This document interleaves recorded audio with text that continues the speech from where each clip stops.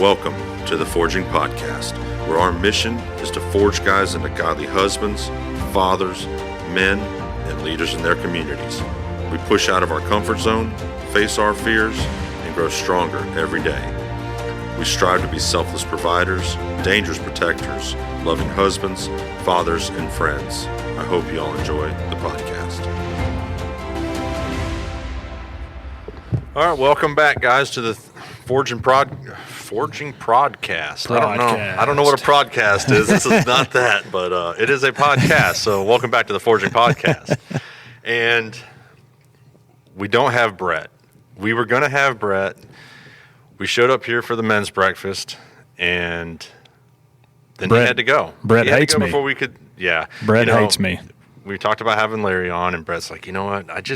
I can't lower myself to those standards. This is my third or fourth time being on the podcast, and Brett's been there for one of them. Yeah. He just doesn't like you that much. He finds me. If he's the big deal, I'm the little deal, I guess. I'm not or no deal. I'm no deal. Yeah. Oh, no man. Deal. So yeah, Adam and Brett are not with us today, but I think we're doing just as good with the two guys that are on. We got Larry, which is our men's group leader. Howdy. And we've got a first time for our pastor, Russ Hill. The legend. And good morning to you. Oh, man. So, yeah, we come out for the men's breakfast. That was fun. And Larry, he held up to his word. He said I was going to have a short devotional. And it was 13 minutes and 14 seconds. The shortest I've ever done. Not that Russ was keeping track or anything. But. Yes, I was. Hey, there's some people out there who would lose their mind if their preacher preached a 15-minute sermon. So, yeah. In a good way or a bad way? No, in a bad way. Yeah, there's some people that's like, this guy's talking for more than 10 minutes. I mean, we got to get out of here. Yeah. People got to meet their lunch needs and all that. Hey, I'm like, if you got a word, you keep talking till you get the word out. Well, and that's exactly it. So I've always been about that. Instead of worrying about the time, when you feel like you've said everything that the Holy Spirit's led you to say, that's when you're done. Mm-hmm. And so even with our podcast, we've had comments of, well, if you'd have it 20 minutes, if you'd have it 30 minutes, then more people. And what we've kind of decided and prayed about is if we feel like the Holy Spirit's still leading us to say something, and I know we do have probably some unnecessary conversations in the beginning. Not. No, I mean, I don't think so, but some people may. But, when we started this too, I wanted to have it kind of lighthearted and just have general conversation about stuff. And then we get into the word or whatever the conversation is. But then once we get into that conversation, I didn't want to hinder it by saying, well, we had 10 minutes of goofing off, and now we only get 10 minutes of word. Like, we need more word than we do goofing off. But I think it's fun to have a little lightheartedness before you get into. I've listened to podcasts where they're like instantly deep, and I'm just like, whoa. I need to get warmed up here a second. I feel like it's authentic too. It's like when you have a conversation with somebody. I mean, most of the time when I have a conversation, it bounces from a few subjects, and stuff. But it's like there normally is like kind of a build up, and it's like you're kind of on topic and off topic, and everything. But it's like real life's happening, and stuff. And so, I mean, I actually appreciate it, because just like with anything else, it's like when you, whether you're preaching or whether you're just having a conversation, I don't think you should be like, okay, well, I had more to say, but the time's up, and so therefore I won't say it, well, it's I'm going to stretch this out just for the sake of making it long, and make it much longer than it has to be when you can, when you're done, when you're truly done speaking. And usually with our conversations, we know it's just like, okay, all right, guys, you ready to wrap this up? Because you can just tell, like, you've had everything you needed to say. You've beat the dead horse enough to where it's out there and done, and you can just move on, because at that point you're just rambling about nothing. Yeah. But our culture is to the point where they just want precise, short, quick tidbits of information. Kind of like from TikTok and Reels and stuff. More people are moving to the TikTok Reel world because it's literally a minute or two video and on to the next thing. It's our attention span is so short now. Yeah. What do you think? You think social media type stuff caused a lot of that? Or I really do. I believe it's just created a culture of people that now we just need our information so quick. Yeah. That our attention span is so short that we refuse to, dive in and be engaged into a long conversation or to a long podcast or to a long. Yeah. I can't even sit down and watch a movie anymore. Really? Yeah. I mean, 30 minutes, if it's not exciting, I'm out of here. Really? Yeah. For me, I just fall asleep. I've Autumn's like, got hey. stuff to do. Yeah, Autumn's like, hey, you want to go watch a movie? I'm like, sure. I'll make it 10 minutes in and I'm. Well, with 6 Long kids, down. how do you even start a movie anyways? You get them to bed. Yeah. How get do you them do to- that? I have 3. How do you get them in bed? Our kids are, I don't want to say easy, but they're self-sufficient now. So it's all right. Yeah. Go get PJs on. Typically, we get PJs on, grab a book, have a little bit of calm down, settle down time. But with the 2 foster kids, that's a whole different game. Yeah, It's I'll say that's a our whole problem with bedtime is Judah, and he's 2. Yeah, and yeah. he's got a molar that's like halfway in, and it's like bleeding and stuff. And he's he's not a happy happy. little fella. Yeah. Our littlest one, the foster girl, she's cutting teeth too, and Yeah. it's on top of whatever else is going on. It seems like she has an ear infection or something going on, and it's just like, we just need a break from the sick so she can be happy and healthy. But I mean, honestly, through that, she's still so happy and smiling, and she's cooing a lot more and trying to talk and almost singing almost. Yeah. And this morning I woke up to come here, and Autumn was passed out at the end of the bed, and the little baby was in the crib looking at her. It was so cute, and Autumn's just passed out.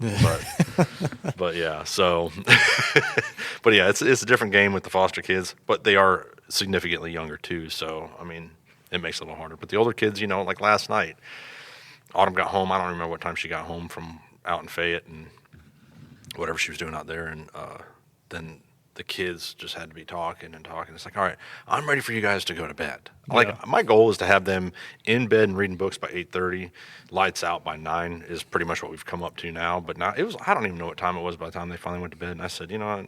I'm done. Get in bed.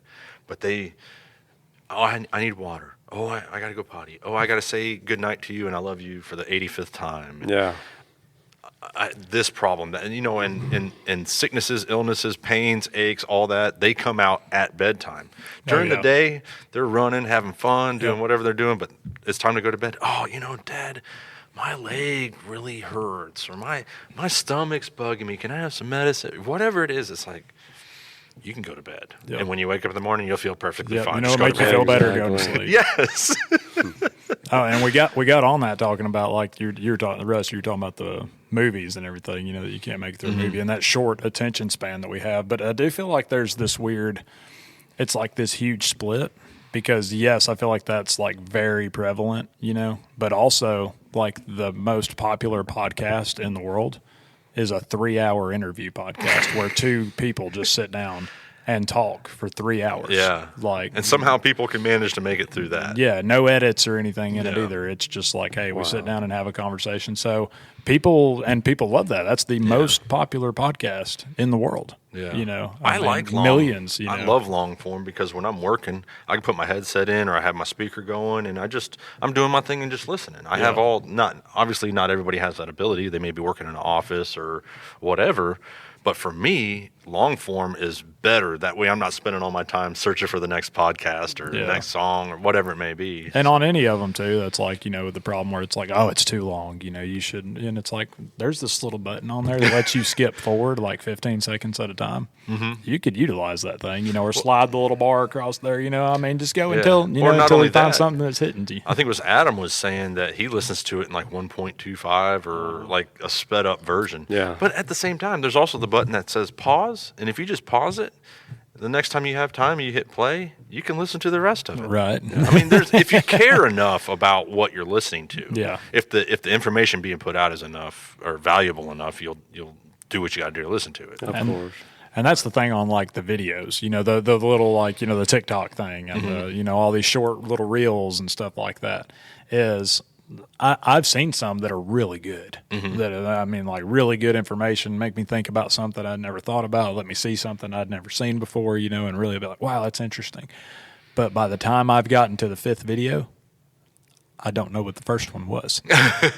So it's like, are we really getting this information? However good it is that we think it is and stuff, it's like, no, we're not. It's usually just, it ends up becoming just mind-numbing entertainment where it's just, we're jumping from one thing to the next. Yeah. Now, I don't know how big you guys are on sitting looking at TikToks and Reels. I'm not. In the morning, sometimes when I wake up, I will just to kind of get going.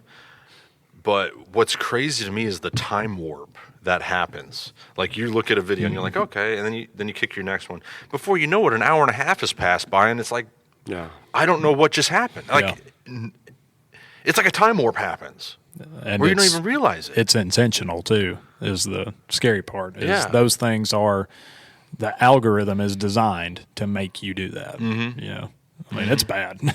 And the one thing I believe, too, is that I'm not saying that it's satanic or devilish or whatever, but I do believe that Satan does use things to distract us. Yeah. And that if it's a reel or a TikTok or whatever, that sometimes those things we always complain, we never have time to read the Bible, never have time to pray, never have time to come to church. But like you said, an hour and a half goes by and we don't even know what happened because we were enveloped or submerged into TikTok or whatever. And I believe that one of Satan's largest tools against the church is weapons of mass distraction. And he tries to distract us, or we allow ourselves to be distracted rather than focusing on the real important things in life. Absolutely. Yeah. Because I know there's times where I'd sit down and look at TikTok before you know it, I'm like, crap, I got to go to work. And it's like, my intention was actually to get woken up, just look at a couple TikToks or look on Facebook I get on Facebook Marketplace a lot looking at motorcycles and trucks and stuff. But, so it's like, okay, I'm just going to get woke up real quick and then I'll, pray a little bit, get in the Word, maybe read a book. But next thing you know, I'm like, well, shoot, I got to go to work. I don't have time now to read my Bible or to go to nothing. It's like, well, shoot, I'll do better next time. And then it kind of becomes a habit. Yeah. And I've heard teachers say also that the difficulty they have in teaching in elementary school primarily and middle school, and I've heard in high school also, is that the children's attention span is so short because they've developed such a short attention span because of the brevity of those TikTok reels or whatever it is, And now then the teacher has a 45-minute lesson plan and the students can't stay engaged long enough. It's just a brain game. My question is, why does a kid have access to TikTok and Facebook anyways? Well, my oldest kid is 13, and she knows what it is, but she has no access to it. That is not a thing. Yeah, and if it's bad for me, if I'm going to sit there and realize the damage that it does to me by scrolling on it for an hour and a half, and just getting lost in it, and at the end of it not even remember anything good that I got out of it because my brain jumped from one subject to the next, and ping-ponged for an hour and a half. Imagine, that's me. I am fully developed. It's like it's downhill from here for me. This is as good as it gets. Yeah. So imagine for a kid who's developing, a kid whose brain hasn't even begun to fully function yet. What that's doing to them psychologically. But for a parent, it has become a babysitter. Yes. Just give the kid the phone. Yes. They can watch whatever. That's right. It's like almost, what's the point of having kids? Parents don't necessarily want to raise them anymore. They want accessories to have them. And it's an accessory that you get tired of. And it's like, well, just take my phone because I don't want to be bothered by you. I want to still live my free life that I had before I had you, but I just want to have you as an accessory. That's my new handbag. I talked with that with Brett, who Brett doesn't actually hate me, I don't think. He secretly before I scared Brett off and he ran away. But we were talking a little bit about that, about how we are in such an anti-child society. It's like everything is like, hey, the kids are not allowed in here. Like, why do you have your kids here? We don't like kids on planes. We don't like kids in restaurants. We don't like kids in church. We don't like kids. It's like, oh, well, there's a kid making a noise somewhere, and that's bothering me. Yeah. Instead of embracing that, and it being, no, we should love the sound of our children playing. in the background. You know, so many people want kids to be like, oh, yes, I have children. I want the title of being a mother. Or I want the title of being a father, you know, to be able to say like, oh, yeah, I hit that check mark. Yes, exactly. You know, it's like, oh, yeah, I have this cute little accessory, you know, and stuff. But also, let me pawn them off on whoever I can pawn them off on. You know, let me, you know, if they are around me bothering me, let me hand them a screen so they stop bothering me, so I can get back to my screen. Yeah, you know, and I think it is a real problem. I mean, it bugs me. You know, I mean, that might step on some toes. You know, but I mean, I'm just and I've been guilty of some of those things too. I mean, I'm not innocent in that realm, but I think it is a problem. Yeah. Well, you know, and you were talking too about you having 3 kids and how the comments come, oh, you know what causes that? And me having 6 kids and now 2 foster kids. I got a buddy. What are you trying to do? Just have every kid, you know, take on every kid in the world or whatever? It's like, well, we've had our kids, and now we want to help other kids that need help. Like, these kids are in existence. Yeah. They're going to be part of our community. So let's help these kids the best we can. And in the process, let's encourage the parents and be part of their life to help build them up, bring them closer to Christ, so that whatever got them separated won't happen again, and they'll draw closer to God. And that's beautiful. You know, that's I admire you or anyone like you that, you know, wants to do. Man, no, it's just not for me. It's hard. Yeah. It's hard, you know. It's a calling. It's a gift. You've done your time, Russ. I have grandkids now. I'm about to say, grandpa time. Great grandkids. No, I'm not that old. But yeah, so you know, we get the comments. You know, try going to Home Depot or something like that, or Walmart, wherever. And people just look at you like you're absolutely insane. And it's like, well, you know, be fruitful and multiply. We did. And my quiver's full. Was it blessed as a man whose quiver's full? Yeah. I mean, hey, I'm a blessed man. I love my kids. And I was talking to Sherman earlier, too. And Sherman's in the audience. Whoop, whoop. Hey, Sherman. Captain Whitebeard. Captain Whitebeard with his peg leg and patch over his eye. You are truly a captain, a pirate captain. But just talking about the times when I questioned whether me moving up here was a good idea. Financially, it made 0 sense at all. But the freedom that my kids have, you know, my daughter, my second oldest, has a YouTube channel, and she just gets to walk out the door to her adventure. Yeah. You know what I mean? Now, I guess you can do that in town. Where we lived in the city, you're kind of limited.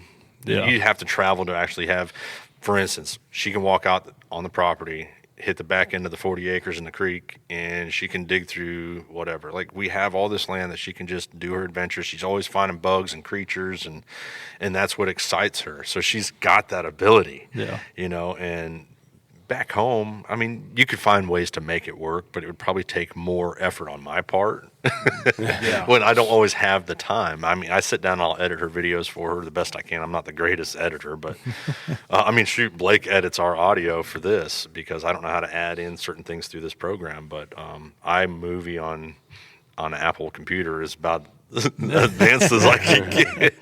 But I have an iPhone 8, so technology is not that's my insane thing. That it still works. It's insane that I have a 12 Pro Max and the thing giving me fits all the time. I would hate to think of the day that I lose this phone. I want this phone to just keep going. I have zero desire to upgrade. Yeah, man, I'm ready for the iPhone 16 Pro Max. I'm not ready for the payment or the price that it costs. The iPhone 42 Pro Maximum. Yes. Oh, but either way, that was a tangent that we got off on. But a couple things. I think it was important stuff in there, though. Yeah, there was. Really good. But yeah, I guess what I was saying is, knowing the lives that my kids get to live and the community that is around here too. These small communities, people are a lot more tight-knit. It's more family-oriented, and it's really my pace of life. I really love being here and the people around here. And so I'm grateful that they get to grow up in this environment, so they had a little taste of the busy, chaotic life down there in Sarasota. Now they get the slower pace, more easygoing, the freedom. I feel like this is like the freedom here is so much more. I mean, I don't know. It's just amazing. I love the creeks, the rivers, the waterfalls, scenery we got, everything, and my kids get to live in that. And a couple of them talked. Gemma, she wants to move back to Florida and start a zoo. Whatever, you do what you want to do. I said, you're probably better off starting a zoo here because you got more room to do it. But whatever she wants to do, but. They at least got the option to see back and forth, and we go visit every year down in Florida, so they get the taste of both. But they love it here and the freedom that they got, so it's awesome. They don't need screens because they get to go out and live an adventurous life. Yeah, which is kind of cool because this kind of leads into what I wanted to talk with you real quick about, Larry. Was we just finished up the Wild at Heart series and talking about an adventurous life. I mean, that kind of segues right into that. So I was kind of wanting you to just kind of summarize kind of what we went over and through in that book, and just so people know, like I've mentioned Wild at Heart, but I haven't really delved into much about it. And I mean, people can do this outside of church setting. Like it's an app, a Wild at Heart app that John Eldridge made, and you can go on there, you can watch the videos, and you can get the workbook and go through it. And it's really cool. It just kind of helps get you fired up for how fun and adventurous being a Christian is and can be. It's not this boring, drab, right? Yep. Just I gotta be super religious and stand there and whatever. Like it's fun and it's adventurous. So if you would just kind of give us a quick breakdown of kind of what we talked about, went through, and whatever, because it was cool.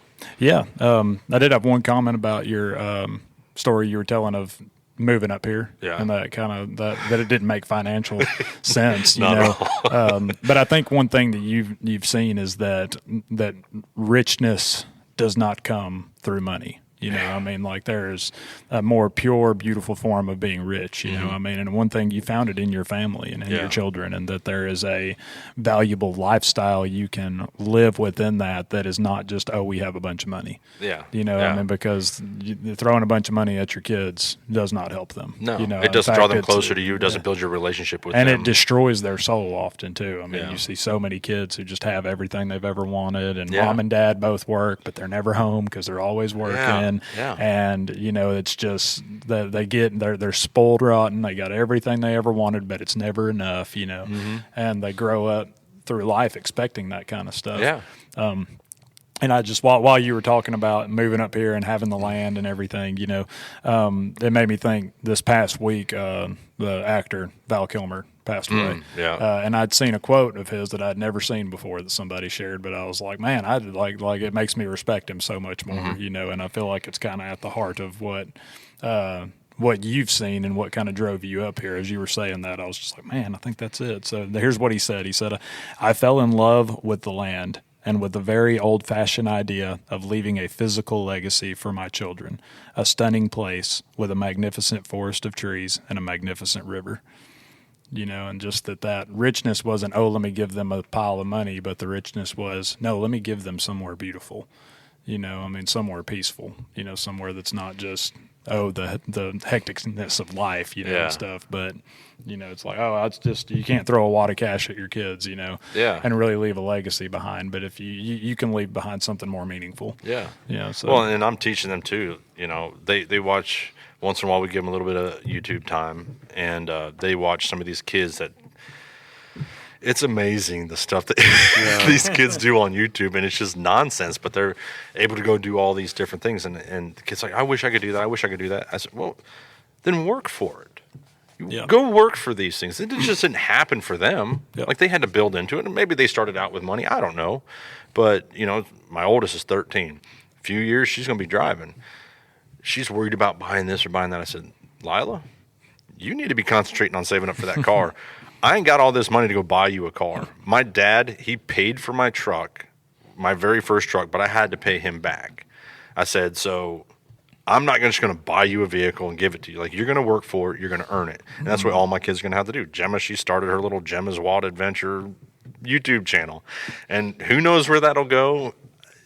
She's having fun with it, and I'm enjoying that, and maybe that becomes something, and that would be her. I love the fact that they have this entrepreneurial spirit about them. Lila, she wants to do baking stuff, and she wants to be a vet and a baker and a this and a that and blah, blah, blah, whatever. She can do all of that if she wants. Gemma, she really wants to start a zoo and be an entomologist or some. Yeah. She knows words that I don't even understand. Yeah. You know what I mean? So it's like, and only because her and my daughter have spoken about that a lot. Do I know that is an insect scientist? Yes. So. Yeah. So, I'm pushing them to be entrepreneurs and work hard and earn what they got, because there's nothing wrong with having a lot of money, but when you're handed it, a lot of times it'll just look at the people that win the lottery. It ruins their life. Most of the time, I would like the opportunity to try find one out. time anyway. Yeah, give it a shot.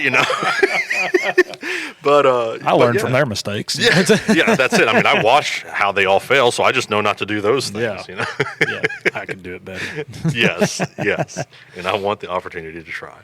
But but to round back around to the original question that you asked me, because I threw us off track there. That's what this is all about. But yeah, we started doing a small group, a Wild at Heart small group with our men at church, and invited whoever was willing to come along. And really simple idea is we just light a fire and gather around the fire pit and talk about what it means to have a heart for God. And Wild at Heart, the book by John Eldridge, was a hugely influential, and just discovering it was a pivotal moment in my relationship with God. I was a young man, mostly unfathered, just didn't really have a framework for who I was going to be, or who God wanted me to be as a man.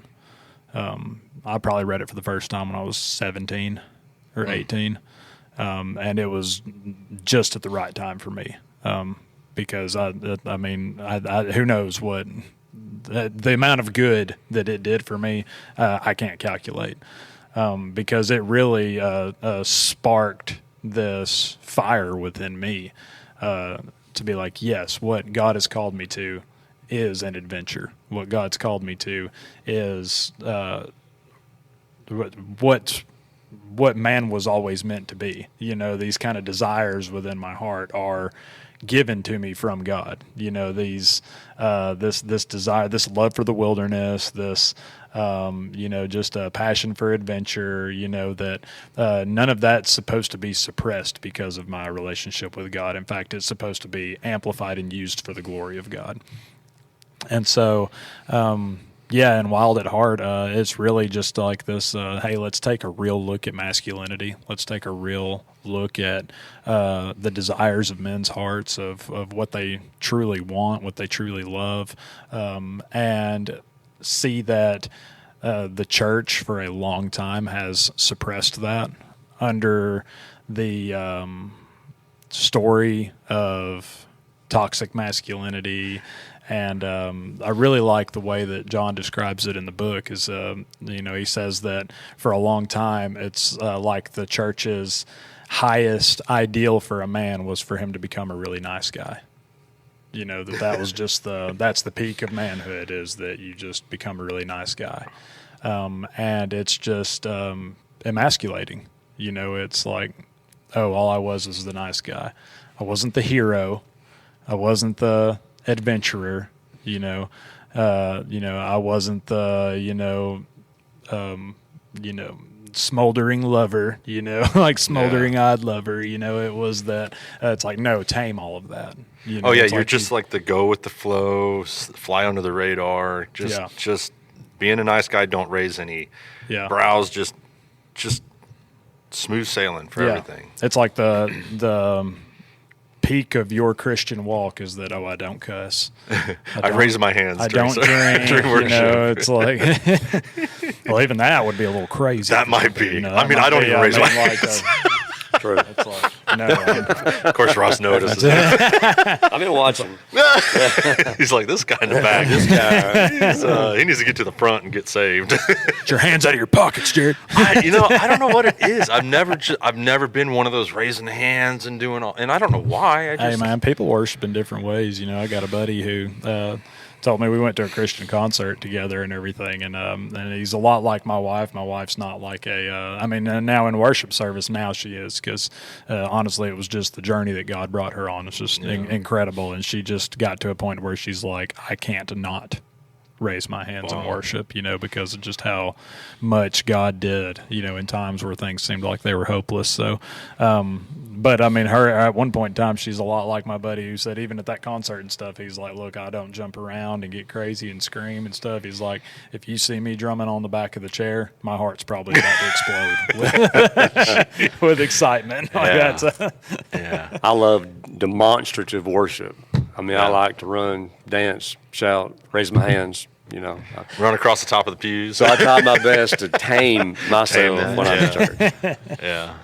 Yeah, I don't know. I just don't know what it is. I don't know. I mean, I've been in church, and I grew up in churches where people were doing, people get filled with the Holy Spirit, and they're rolling on the ground and crying, and I don't know how much that was real or not, but I was like, okay, I'm here. I think God makes He's made us all different. Different, yeah. And there's some people who it's like their truest form of, you look at David, when he was truly worshiping, when he was, dancing in his underwear, but also like that is worship, and just as much as being alone in the desert and falling on your face before the Lord. Yeah. When I'm driving my truck, I find myself getting more into it. Like if I got a long distance for a job or whatever, I find myself I can get into worship more, and really, I guess it's more of a one-on-one personal thing for me. When I'm out and about, it's like I just kind of close up. I don't know. Yeah, it's where we can't do it. It might be a pride thing, really. It might be a pride issue where I'm just, people looking at me kind of weird. I don't know. I don't know why. No one looks at you. Except for you. I'm always looking back at you. I'm like, yeah, there's that guy now worshiping the Lord. Yeah, he's right there sleeping in his on his phone watching YouTube. Watching those reels. No, I'm looking at the Bible. It was a Christian He said it was the Bible app, but we know it wasn't. Right. That's why I got the protective screen on there, so you can't tell even if you walk by. No one can see from the side. Even those, all the Bible apps and everything, they all have, they've got little shorts and stuff on them too. Oh yeah, I guess they do. I did recently find some devotionals that had like video content with it. Which is good. I think even on the Bible app, the main one, the Life.Church or whatever Bible app, that you get on there and you can I think every day it's got one and you can flip through those and stuff, and I think that's a fantastic use for something like that. And even just even getting on TikTok or any of those, I think that the advice that I heard on reading can really be applied to that too. And that's where on reading, like, don't read to like, oh, I got to finish this book. I got to finish this chapter. And I'm bad about that, really bad about it. I'm like, I want to complete it and everything. Yeah, I got to start the book, and I've just got to get through it. Right. I've got to be able to say, I read this I'll start book. like 3 books at a time, and then I put them all down and forget about them. Well, that's the A for effort. Yeah, I try. But that's usually the thing is like, I want to be able to say, yes, I read that book. And it's like, okay, but what'd you get out of it? It's like, what did you retain? Yeah. And the advice that I got was, and I did read this in a book. I can't remember which one though. So, but it said, read until something really speaks to you. Read until something really interests you. And you go, think about that, and then stop. And whatever that was, go back and reread it. And maybe go back and reread it again, and then read it again. Put it down. Oh, okay. Pray about it. Yeah. Think about it. Just sit on that thought and that idea and really let it sink in. And then next time you're ready to read, you pick up and do it again. Maybe you only read a paragraph. Yeah. But instead of it being like, oh, I read it, but it just went, in my mind and right out my ears, I actually retained what it was, and it actually meant something to me. See, that's my Bible reading. I do that. Yeah. Rather than, I've read the Bible, of course, many times, and I always read Proverbs once a month, one chapter a day. But I've got to where now, rather than just reading the chapter a day, that if something speaks to me, then I'm going to stop. Yeah. And I'm going to let that speak to me. And I've spent some months just on one chapter, some months just on one pairing of scriptures. Yeah. Wow. And then maybe 1 month just on one verse. Yeah. And just letting that one verse feed me there's other things I do, preparing for sermons and things of that nature. Yeah. But as far as my personal Bible reading and my Proverbs, my search for wisdom, sometimes I just let that one verse marinate for an entire month, and just milk all I can out of that one verse. Yep, because I've done like the Bible in a year, and stuff. Yeah. And I think that's great sure. for people to Drinking do. water from a fire hose. But it is. I mean, absolutely. I can't. So I didn't get nothing from it. I mean, I honestly I'd say one of the main things I got from it was, especially reading through the Old Testament, was that I realized the lie that we had all been sold, that the God of the Old Testament and the God of the New Testament is just he's so different, because in the Old Testament he was wrathful and vengeful and ready to smite and everything, and then it's love and mercy and kindness from Jesus in the New Testament and stuff. And then you read through it and you go, how does God put up with us? Yeah. How did God Right. I don't see him as wrathful and vengeful and mean and cruel and all this other stuff and everything. It's like, man, I'd have done been smiting if it was me. You'd have been smote, you'd have been smote, you'd have been Smite 'em all. smote. Yeah, I mean, Yeah. you've done been smitten, did. All right. And you mentioned too about when you like to pray or praise whatever, like going down the road driving. Yeah. But I find that's my best time too. Rather than like going into my bedroom and closing the door and spending time praying or reading the Bible, I do better mowing the grass. Yeah. I do better, believe it or not, helping my wife fold clothes. When when my hands are doing something, that's my mind to focus more on my prayer or whatever. I don't know, it's just something different about, I guess the way I'm made up. But I just can't go in there, and sit in a chair and start praying for an hour. Yeah, I'll read my hard. Bible for an hour or whatever, Because if I'm reading, I'll read for 5 minutes. I'm going to get up and go do something. I might come back and read 10 minutes. I'm going to get up and go do something. But my mind still stayed on that scripture, but I just can't sit there that long. But when I'm doing something, actively involved in doing something, I find that my heart's more open to God and my mind's more clear, that I can focus on the scripture, focus on my prayer as my hands are doing something. So it's just kind of different. I've got pastor friends, and they may spend hours and hours and hours in their offices, but I just can't do it. And I tend to want to fall asleep. Like if I'm sedentary and reading and all that, I'm just like, you just get to a point where you're exhausted. Yeah. But I'm the same way. Like if I'm mowing my lawn, it's like my wife, she wants to mow for me once in a while, and it's just to help me out, because I don't have time or whatever. And she loves getting out there too. Now my oldest daughter wants to learn how to mow the yard and all this other stuff. And it's like, that's my your time. Yeah. And they don't get it. But I think they get the same thing from it. It is kind of strange that being active gets you in a whole different, and for me, like mowing is really, you don't need to think. You just get out there and mow, so you can concentrate on that time with God or whatever, or in worship or whatever it may be. You really don't have to think much, except for when you're on some crazy slope or something. But I think Chris really hit on it. Was it on the last episode where he was talking about riding his motorcycle? Yeah, and that time, that can be such a spiritual time. I don't drive. I rode a dirt bike when I was a kid. But other than that, man, there's something about being on a motorcycle. And when I said on the back of a motorcycle, he was thinking I was talking about riding behind him. The back, like riding on a horseback, it's the same difference. You're sitting on the motorcycle. Yeah. But like I said to him, I'll ride behind you anytime, big boy. But yeah, there is something about riding on a motorcycle. I rode a motorcycle for years, and it's freeing. I'm like, when I ride, I'm a cut off sleeves, shorts, tennis shoes, hat backwards, no helmet. Now here you have to wear a helmet, which stinks, but whatever. Like as free as I can. I want to be out there in the open, exposed as much as possible, and just enjoy the air. And of course, I haven't ridden up here yet because I ain't got a motorcycle yet. Soon, but in Florida, we'd ride out in the islands, Longboat Key and all them islands, and out by the water, and it's pretty. Or we'd head out east and ride out in the country. Like we had we kind of lived in between the both, so we had those options. And it's just, there's something freeing and just exciting about being on the back of a motorcycle and just, I don't know, man. And it's just you something get in amazing those about modes it. like that, where it is, like for me, especially on on prayer and being able to just do like the Psalm says and meditate on the Word and everything. It's like, man, I've started hiking again. Just getting out on the trails, getting out in the woods. There is something to it. It's just, it is just spiritually freeing for me, where I can actually just meditate on it, actually meditate on the Word, actually think about, feel like I actually have real one-on-one time with God. Yeah, well, and being out in nature, especially here, it's hard not to worship and praise Him when you're out hiking these trails. The beauty that is there, it didn't come from an explosion. Like, this is God created, and the mind that He had to create that, and the vision, or whatever you want to say, it's just amazing, way beyond anything we could ever. And to like, if realize we were that going to create something, it would never be to the extent that what He did, and as beautiful and intricate and amazing as it is. And to realize that you know, that creation that He made, He gave it to us as a gift. You know, I mean, like and to run it, like, it's our job to run the earth. There's that closeness, you know, subdue it, you know, and take care of it. And, you know, to just get out there and be like, man, this wasn't made by my hands. It wasn't made by, and God gave mankind the ability to make some beautiful things.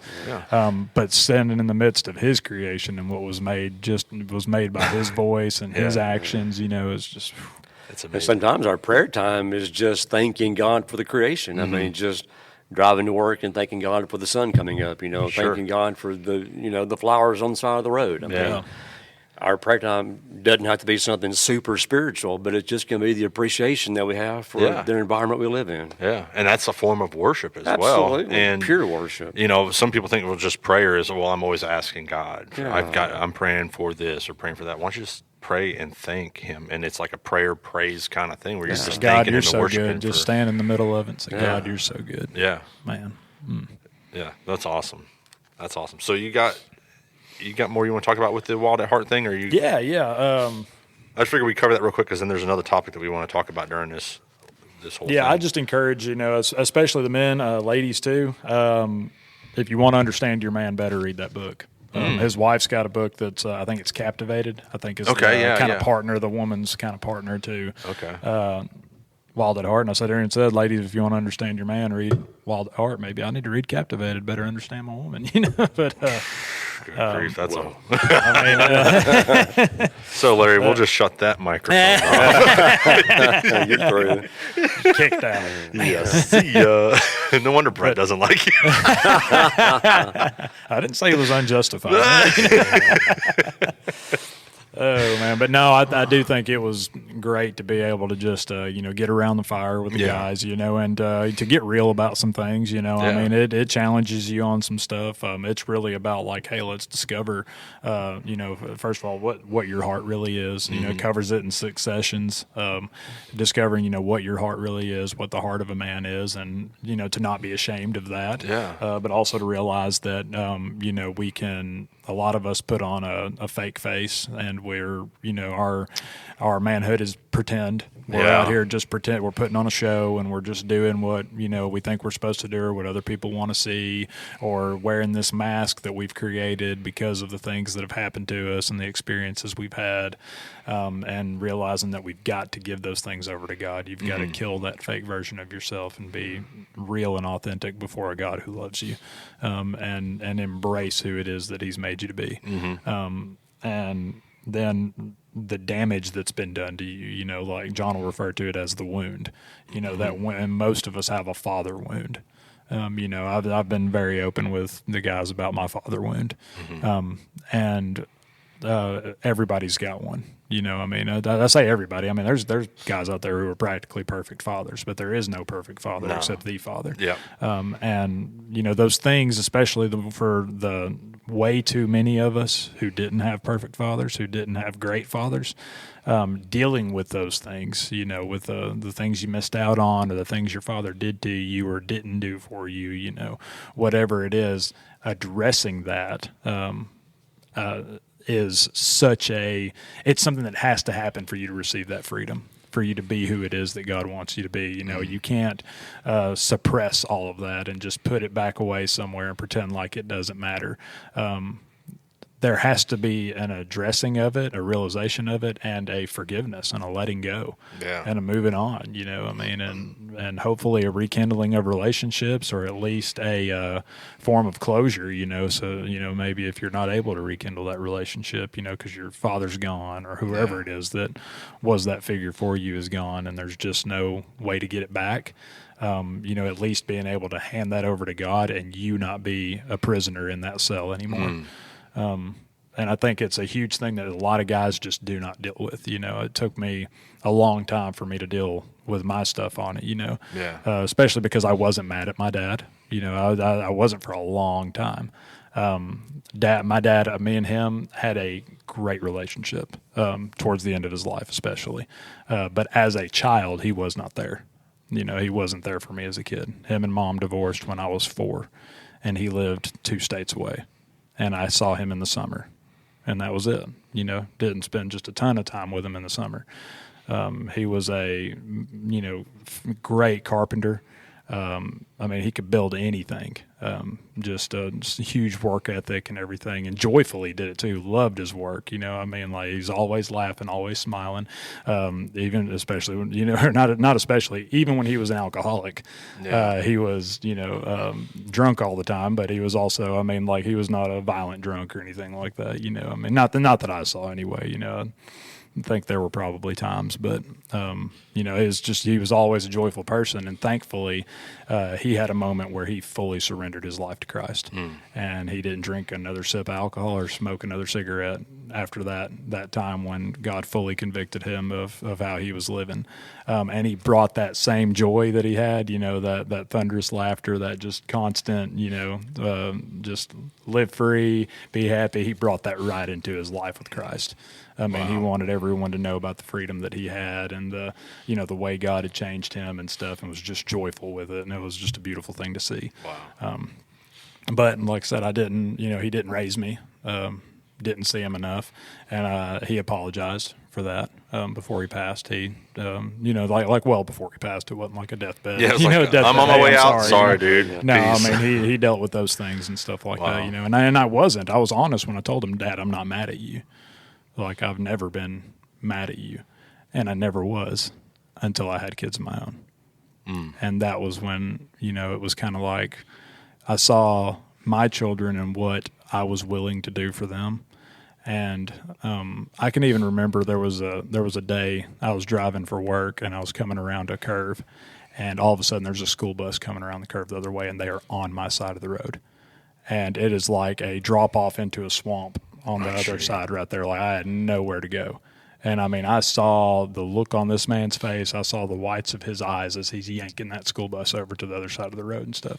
And we were so close to a head-on collision right there. Wow. And it's just, I had this realization of like how close I was to dying. And I think, if I'm remembering the timing right, it was my oldest son, Asher. He was like 3 months old. He was a baby. And I thought, my kids almost had to grow up without their father, and it broke my heart. It broke my heart to think about of my kids not knowing me, not getting to grow up with me and stuff. It really did. Like, it tore me up. It tore me up to think of, it's like, my girl's probably going to remember me because she's 5. It's like she was probably going to remember me and stuff like that. My son would have never known who I was, never had a memory of me and stuff, and it was just like, I feel this way about this, and just like it breaks my heart for my kids to not know me. And it just felt like that didn't break my dad's heart. Like, my dad was states away, and it seemed like that was okay, and I had to deal with this after he's gone too. I'd never felt this way before about it. And had to take that, it's like, and I had to deal with that pain. And it wasn't ever a like, I hate you, Dad, and you've done me so wrong and everything. It's like, no, the forgiveness was still there. It's like I didn't, I never had a ill thought about it, or not an ill thought about it, but never like a hatred towards my dad or anything like that, but it was this, thing that I had to deal with, this fact that it's like, I'm not okay. Like, I would not be okay with my kids living in a different house than me, much less a different state than me. and stuff. And so it's like I had to deal with that, that my dad, the point that he was at in his life, he was not at a place where he could handle that, where he could feel that way and stuff. And God had to work on him in a whole lot of different ways than what he had to work on me. And praise God that God brought him out of that, and that he sought forgiveness and he sought reconciliation, and completely changed his life and everything, But, I did have that wound that I had to deal with. Yeah. And I think there's plenty of guys out there who's dealt with, wounds that are that deep or much worse, or even wounds that it's like for me, I did not even realize how deep of a wound that was until something happened that brought it out, And so we have those moments, and we have to trust God with those moments, and we have to deal with them, and we can't define our life by it. We can't hide behind it. We can't use it as an excuse to be act however we want to act, and stuff. Because I've heard it, I've seen it, where people are just like, "Hey, man, look, I didn't have no dad to teach me, so I'm gonna do this, that, and the other." It's like at some point you got to own your. Yeah, I mean, you got God deals with you too. You've got a choice to make personally, regardless of what your situation is. There comes a time where where you can look. I mean, just look at the other people around you and say, "Hey, you know what? These people over here aren't living like this. This guy over here ain't living like that. I see some people who are living like that, and I can decide: do I want this? Do I want this lifestyle? Or do I want something better? And look at those good influences that God has put around you and stuff. Even if it's just, looking at somebody from a distance and stuff. If it's just driving by a park and seeing a family out there and stuff, that are all together and everything, going, "Hey, you know what? That looks a lot better than what happened to me. Yeah, I'm going to choose that." So, I mean, God gives you a way of escape and stuff. And like I said, even those wounds that we don't really, maybe you hadn't thought about it in so long that it doesn't really even feel like a wound anymore, stuff. But whenever it rears its ugly head, you got to deal with it. Yeah. And so to get your true heart, to get the real heart that God has given you, I think that John does a great job in the book addressing that and stuff like that in this group and everything. It really encourages you to talk about it with a trusted group, a group where it's like, hey, we're not just going to go telling everybody everything that somebody told us and stuff in this group. It's like, no, it's going to be a brotherhood that trusts one another, and what we say at the fire stays at the fire. And I think it's really good. And then he really goes into like what it is that is at the core, like the core part of a man's heart. And he breaks it down into 3 different ways, and they have a different session on each one. And that's the battle. It's like most of us as boys all realize that, it's like we have a battle to fight. We see that, we just know instinctively, that there's a battle between good and evil. That there is this, it's like he especially hits on like the movies that we watch and everything. It's like most of us as boys, wanted to be the hero of some story, regardless of what it was, whether it was G.I. Joe, whether it was Superman, it doesn't matter. It was, you wanted to be, there was this, hey, there is a enemy out there for me to fight, and a bigger story for me to live, and so, he goes into the beauty, and that at some point in most men's lives, we're going to have that, like I like how he describes it, that moment where you realize a girl's a girl, and that, but we think about those great stories and stuff, that there's a prince who's going on the great adventure, and he's battling the dragon, and he's saving the princess. And that, that is a deep thing within a man's heart, is to chase after that beauty. And he encourages to do that in a healthy way, and to realize that it's not just this like, oh, this physical desire that I have because this woman's beautiful, and stuff, but it's something God's put in us to bring her along as the truest partner we could have on this earth, and bring her into a great adventure, with you as a partner, and to not make her the goal, but to bring her along, as you both strive towards the goal together. And then it ends on the adventure, and that adventure, the call of Jesus to our lives. And I like using, I'm not even sure if he hits on it real big, but I just feel like one of the best examples of it is John 10:10, where in Scripture it says that, the enemy, Jesus says, the enemy has come to kill, steal, and destroy, but I have come to give you life and to give it to the fullest. He's saying like, hey, this life that I'm inviting you on, this is as good as it gets. This is the real deal. Everything else, it's like all the stuff that we make up, the vacations, I got to this point in my career, I did this, that, and the other. No, it's following Jesus. And that is going to be the best that your life can possibly be. And it truly is. It's not like this, like, oh yeah, I say that and it's cute, but really, it's like I could have, it's like really my career is skydiving, I'm a skydiving instructor or whatever, it's like, oh, actually that would be the best thing ever, and it's like, well, that when you're using it to glorify God, that would be the best thing ever, with whatever it is, wherever it is that God has led you, living for his kingdom within that context, that's the absolute best thing that you could possibly have.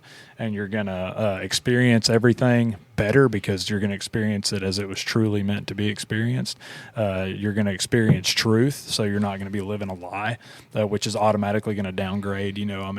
There's plenty of things we can have that make it look like, oh, I'm living this great, awesome life. But if it's just based on, oh, let me make it be perceived this way. Look how great this is. Look, here's another thing I can add to my resume. Here's another, thing. Oh, I went to this. I love to travel, for instance. It's like, well, if it's just like, hey, I want to be able to tell everybody I've been to this national park and I've been to this place and I went to this country and stuff. And, well, it wasn't a thing to glorify God. It was a thing to glorify myself. It was a thing that, other people can look at and say, wow, that's cool. Look at how great he is. Look at how cool it is that he went and did all this stuff. And so, but when you put it into the right frame of where it's supposed to be, where it was everything that I do for the glory of God, and that living for Jesus throughout this is truly going to be what's absolutely best for my soul, for my life, and that it is a true adventure that he calls you on, and it's just a joyful way to live life. So, I encourage every man to read the Wild at Heart series. Yeah. Encourage every man to get you a group of brothers, and let's put a fire in the fire pit. Yeah. I think I texted you how Asher described it. Yes. Yeah. So my son, he it's funny because I had to tell my kids, they'd be like, oh, and it's my daughter too, they'd be like, we want to go with you, and stuff, and I'm like, well, it's the men's group, okay, so it's just gonna be the men there, and so we had the fire pit going at the house one day, and I was burning some cardboard and some, some sticks and stuff that were laying around and everything, some brush or whatever. And so we we're just throwing it in the fire pit there. And Asher comes over and he stands by me, and he's 4. And he stands by me and he says, I'm at the men's group with you, Daddy. I said, are you? I said, you at the men's group with me, huh? And oh, man, it touched my heart, too. I was just like, man, my son wants to be at the men's group with me. That's I was awesome. like, man, it did. It was good stuff. And then he goes, yeah, I'm the leader of the men's group. Oh, wow. Not only does he want to be there, he's going to head this up, too. I was like, oh, yeah, you talking about good things that did for my heart, man. I was like, brother, that's awesome. In Jesus' name, let it be so. Let you be a future leader of men. Yeah. I said, well, you the leader, huh? He said, yep, I'm the leader of the men's group. I said, all right, well, you the leader. He said, what are we going to talk about this evening? He said, we don't talk. We just look at the fire. That's where we find our peace and quiet. And honestly, there's something to that, too. Yeah. I mean, he didn't have a bad point. It doesn't have to be like you ain't got to have a study guide. You don't have to have a video. You don't have to have a workbook. You don't have to have some big devotional that you had planned and everything. Light the fire and get together with your brothers. Yeah. Just to have some brotherhood with each other. Yeah. There's something to it. Yeah, I agree. So kind of segueing out of that conversation into this next one, and I mean, both of you guys, I think will have good input on this. But we got reached out to. Yeah. Retched. We got wretched. Someone had done wretched it. We done wretched us. So a friend of ours, a good brother of ours, contacted us as we put a post out a while back about, things to talk about, suggestions on topics. And one of his things was consistency and what that looks like. And he feels that consistency is one of the most important parts of our relationship with our Savior. I think there's probably some other things that maybe top that, but consistency helps in that relationship. So big tool in the tool bag there. Yeah. So he says consistency is the most important part of our relationship with our Savior. What does consistency look like? But also, how do we stay consistent and not lose faith when the hard things in life overwhelm us? Yeah, that's a good question. I mean, because people are inconsistent with anything. I mean, you think about we started diet, and at the first of the year we joined the gym. Yeah. And it's like, well, but then we lose our enthusiasm. Yeah. And I think that enthusiasm is one of the biggest factors that is missing in consistency. Because when we begin a project, or we begin doing something, or living for the Lord, we have a great zeal, a great enthusiasm. I cannot tell you the hundreds of people I've seen that have come to church, got born again, got so excited, got baptized, and they were on fire for the Lord, and then something just fizzled away. Yeah. And a lot of that is they lose their zeal and their enthusiasm for God. And it's different for different people. But, there's just some primary disciplines that we can do to maintain that enthusiasm in our life. And as a Christian, I believe it's just daily Bible reading. I believe it's that prayer time. I think it's, coming to church regularly. But all these are things that we have to discipline ourselves to do. Yeah. It doesn't come automatically. And sometimes we think that the zeal that we experience in the onset of a situation will carry us through at the end of the situation, but it won't. We have enthusiasm at first, but then it takes discipline to continue to do what we want to do, whether it's an exercise program, a diet program, or just our living for God. Because, we get excited, we're so turned on, we're so pumped up, but then, maybe we skip a church service, maybe we stop reading our Bible for a day or two, and then that discipline that we needed in order to keep the fire burning kind of, smolders out. Yeah. And, one thing that I believe that we can do to maintain the consistency is to go back to the original content. Why did I start doing what I did? Why did I start working out? Why did I start riding my bicycle? Why did I start coming to church? Once you remember why you started doing the thing that made you excited, then continuing to do it is a little bit easier. Because now you know the why behind the what. Yeah. Why am I doing this? And that's one way, I think, to rekindle. But then, as a preacher, I think about things more on a spiritual thing. I think that one of the things that we as believers, the reason that we lose our consistency is we lose our enthusiasm and zeal. It's that fire of God in our heart. I mean, and I believe that we as born-again believers, that we have the capacity for the fire of God. But many of us, we don't keep the flames fanned in our heart to make that dying ember consistently burn. And that's an internal decision that we make, but it's also a thing that God does in us, through us, and for us. When He sees our desire, God, I want to maintain a level of consistency in my life that will cause me to do something great, or cause me to be the individual that You've called me to be. And help me maintain that consistency by creating in me a new desire and fire and enthusiasm and zeal every day.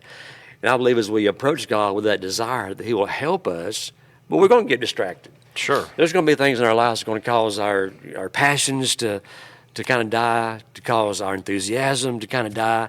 But, I just believe that it's an internal decision, and it's a discipline. And Americans, or people in general, we're so undisciplined. And, we start out with something, but then we just don't complete it.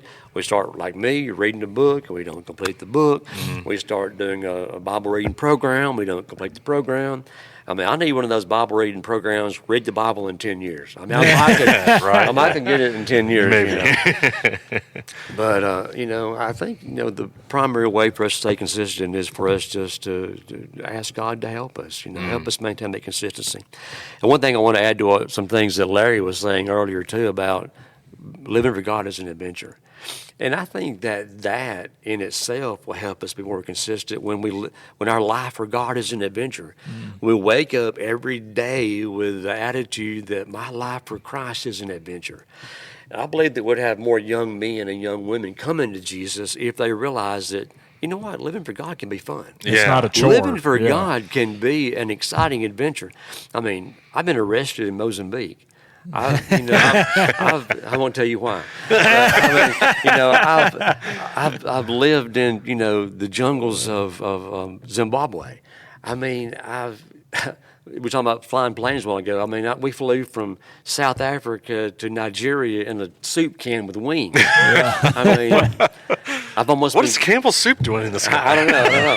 But I've almost died 4 times. For my faith.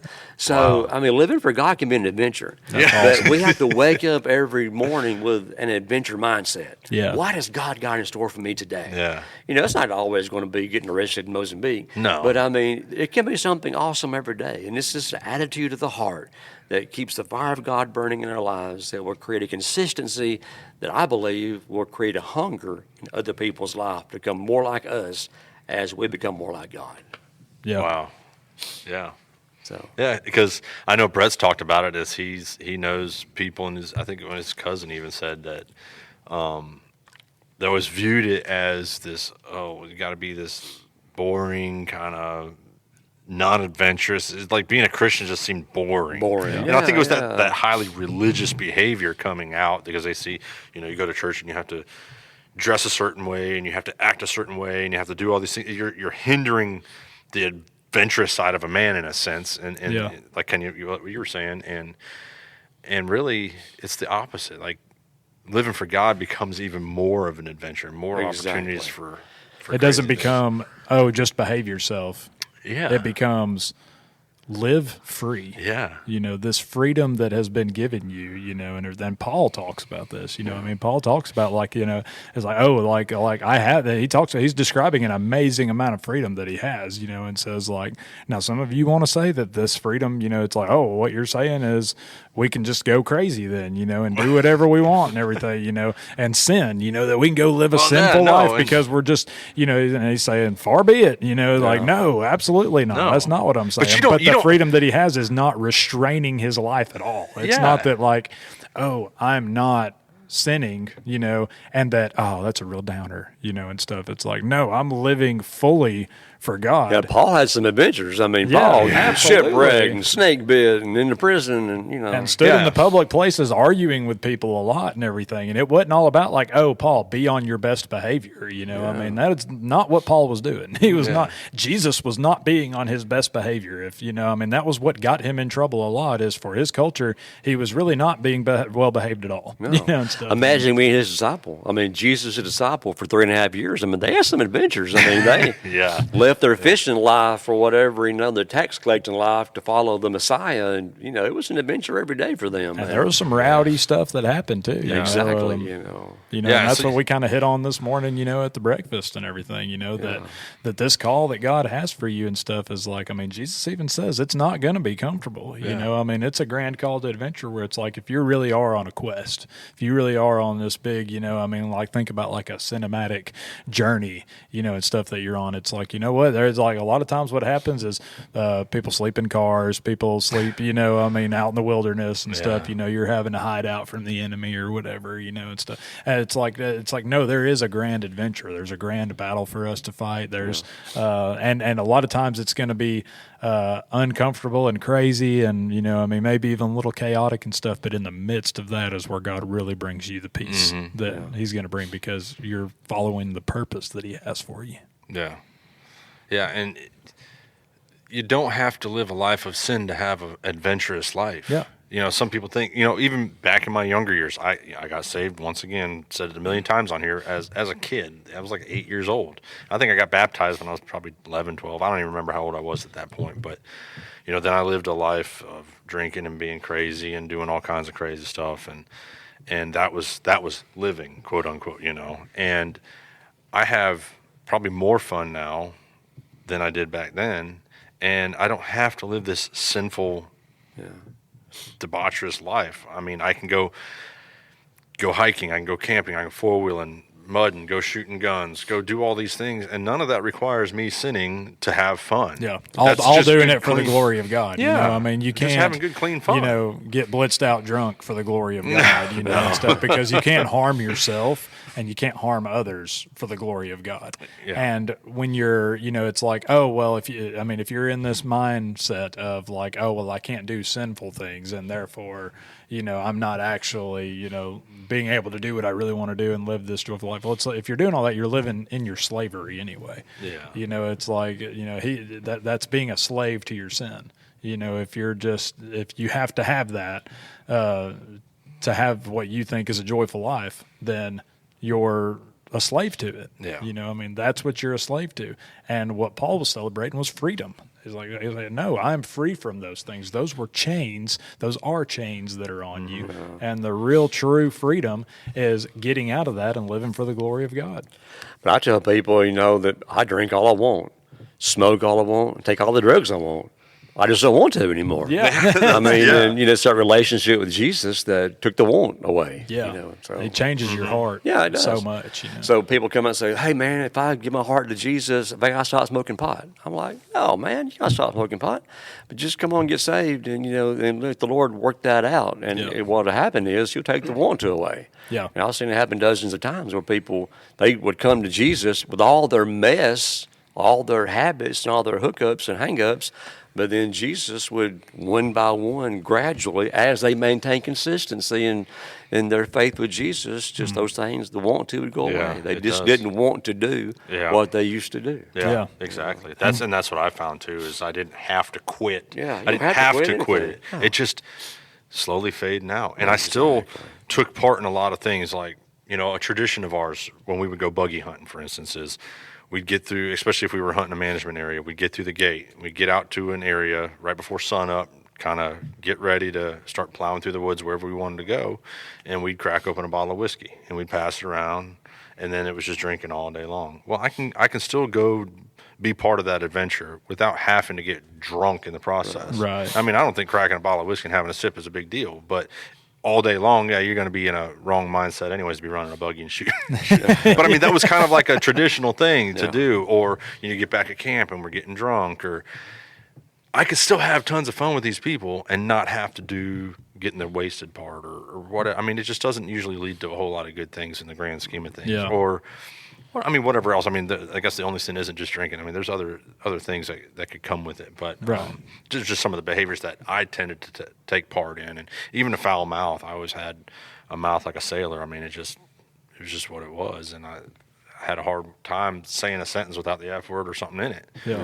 And I don't have to say that stuff anymore to complete a sentence and make sense of anything anymore. So just stuff like that. And I still get plenty of words out, obviously. I'm here doing it. You're a pretty good talker, yeah.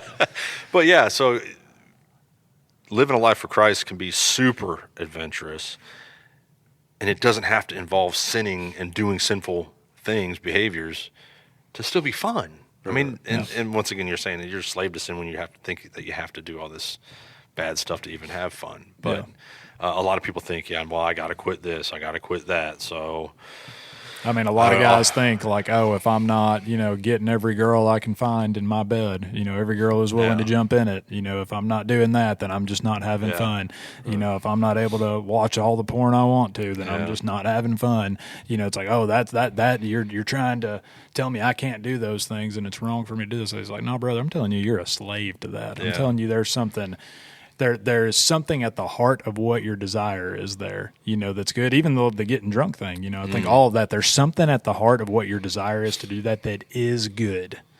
And you're doing the way that the enemy has twisted it in our mind, to abuse the gift that God has given us. That's what you're a slave to, because the truth is that God has designed you to find a partner for your life, to find your bride, to find your wife, to be paired with her and become the whole human, to become that, the two have become one. God wants that for you and wants that, that desire that you have when you're chasing all those women. He wants you to have that as a pure love for your one woman. And for that love to culminate in a beautiful family that you raise to spread the kingdom of God, and to make creation better through that. It's like cracking whiskey with you friends and everything. There's part of that mentality of like the feast of joining and and raising the cup with your family, with your family in Christ and everything, and breaking the bread and sharing the cup, and having the feast of the Lord. I mean, there's something deep within you that's supposed to have. You're supposed to have that community. You're supposed to have that brotherhood. You're supposed to have that celebration. It's just that we've twisted and perverted the things that God would have for us. And I think that, just drawing it all back to what Russ said, that the consistency comes from, hey, put the things in the right order, and that it is joyful, that it's fun, that it's right, and that you consistently do what you want to do. Those are the things that you consistently do. And so when God changes your heart, that's when you will do the things consistently. I think Jesus hits on this. Some verses that I think we've really twisted around, at least some of the churches I've been in, some of the preachers I've heard have really twisted these verses around. Like when Jesus says, you've heard it said not to murder. But I tell you that, if you have hate for one of your brothers, you've murdered him in your heart, and a lot of people will take that and say, hey, Jesus is, he's making this rule, this law, and he's making it even more strict than it was before. Because before it was just, you just didn't have to kill anybody.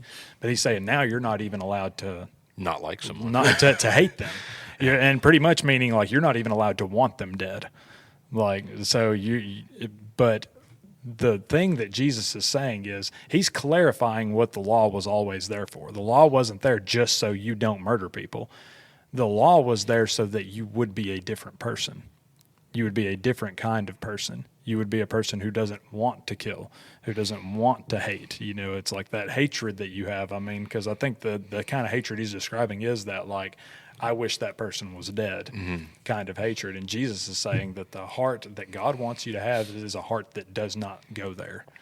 Like when God changes your heart, it goes from you had this anger, but you don't want it to go to its logical conclusion. You don't want it to go to that, like, oh, that rage fit of murderous anger, and stuff, that God takes those kind of things and changes your heart completely.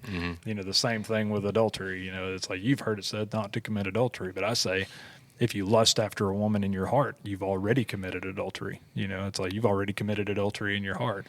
And it wasn't like, oh, we're just up in the levels here. It's, no, I want you to have a heart that doesn't see a woman as just this thing for you to have pleasure over.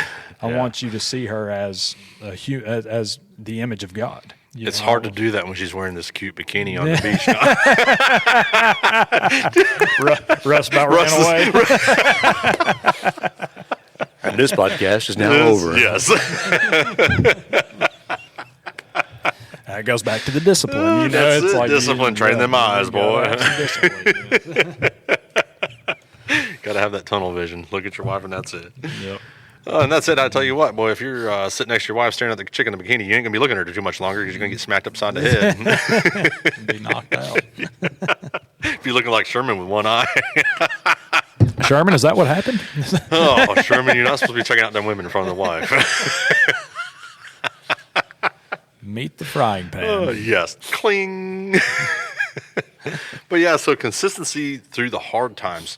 So, and I kind of talked to, I think it was you, Russ, earlier, or somebody, I don't know, I was talking to everybody, but, when life starts getting busy and hectic, it's hard to stay consistent with that.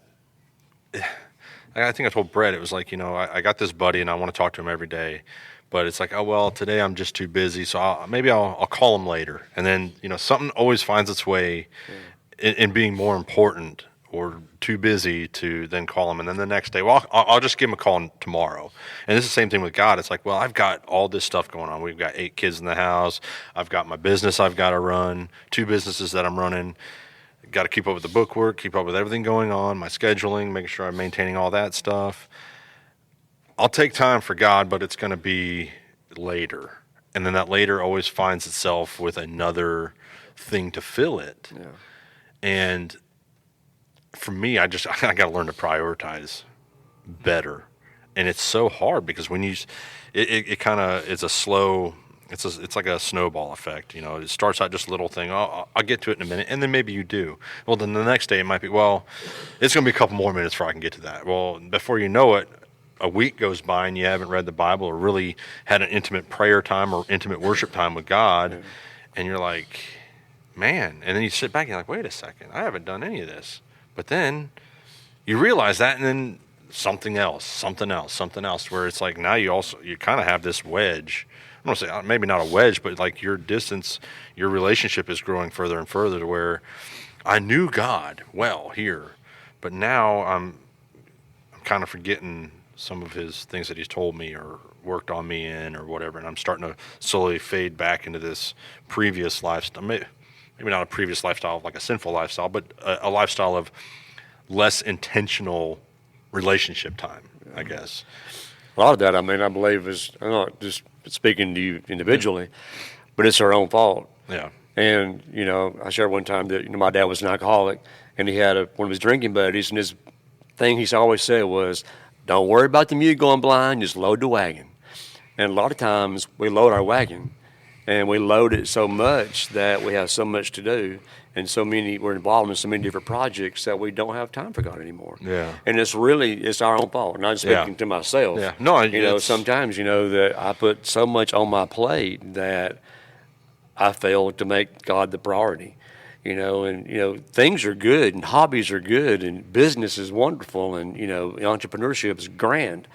But, we have to prioritize our life and say the most important thing in my life is my relationship with God. Mm-hmm. And anything that pulls me away from that is not as important as I thought it might be. Yeah.